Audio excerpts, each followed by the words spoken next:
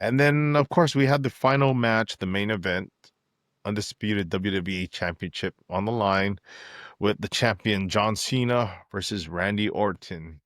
So I really enjoyed the hype behind this, only because as an old school fan, or even if you're just a fan of watching these two come up in the industry, clearly both, from WWE, Randy carrying his, Orton name, um, Cena, coming up, being in from the indies. And it also like took me back to the fact, like, I know that people were kind of like bringing all these clips of them back in OVW and all that stuff, but I even remember like Cena back in the day. Did you ever like recall watching, there was that one show on MTV, I think it was called True Life, I'm a pro I re- wrestler, or something like that. I Do you remember remember the that? show True. I remember the show True Life. I don't remember that specific So episode or series or whatever it was. it was either that show or another show on MTV. Somebody could correct me on this, but I remember John Cena back in the day was actually on that show before he even became big or even made his debut with WWE. And the dude was like that, that prototype character.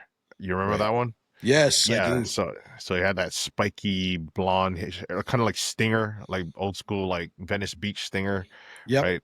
Yep. And dude, man, like it just kind of took me back to just think, like, because they've been in the industry for nearly 20 years and they had a rivalry that kind of paralleled each other's progression. And and if you, sometimes it's kind of crazy to think, because Cena has won 17, you don't take into consideration how many times Randy's actually been champion as well. It's not that far off.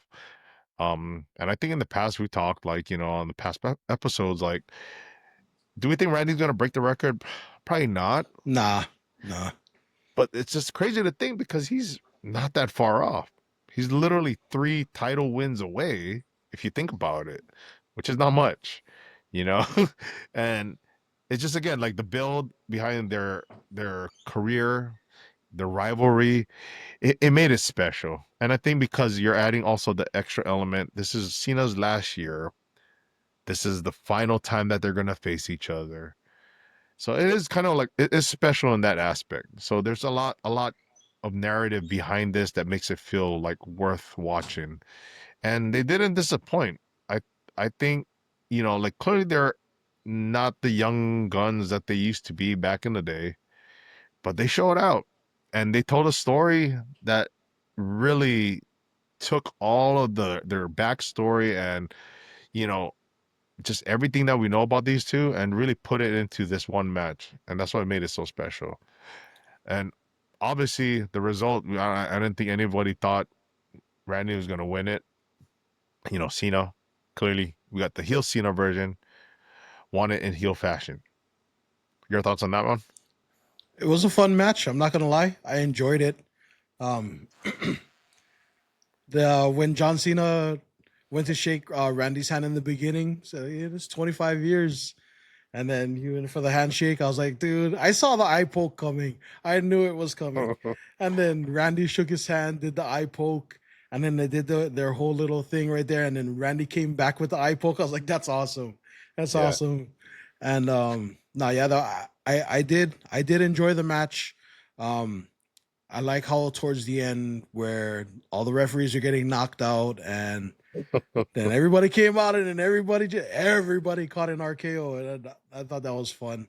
Um, I've also Just like been hearing, Oprah, right? Just handing them yeah, out. yeah, exactly, bro. You You get an get an RKO, RKO, you get an RKO, you get an RKO.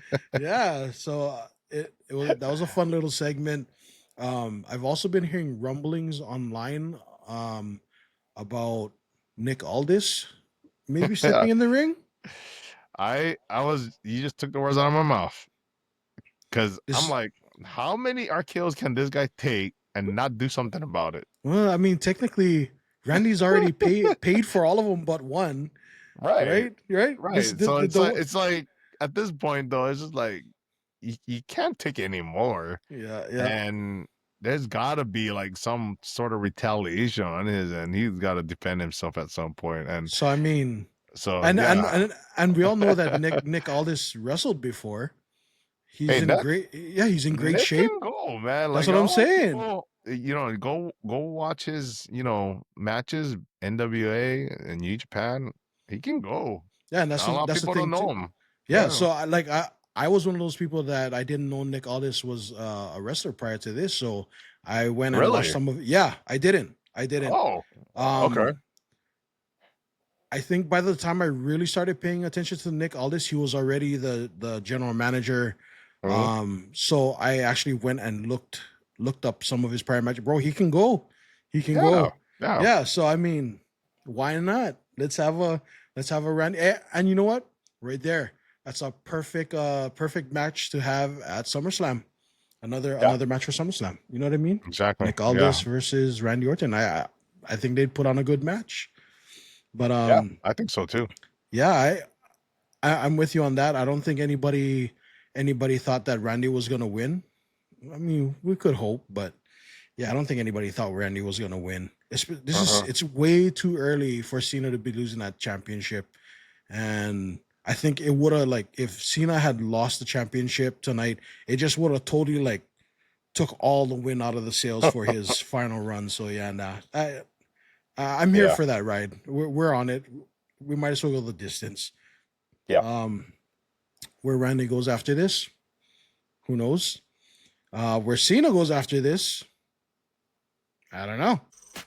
Thanks for watching that clip from the LTS Wrestling Podcast, where it's all about the long-term storytelling. If you enjoyed that, we have plenty more where that came from. And when you're ready, check out the full episode. Catch you on the next one.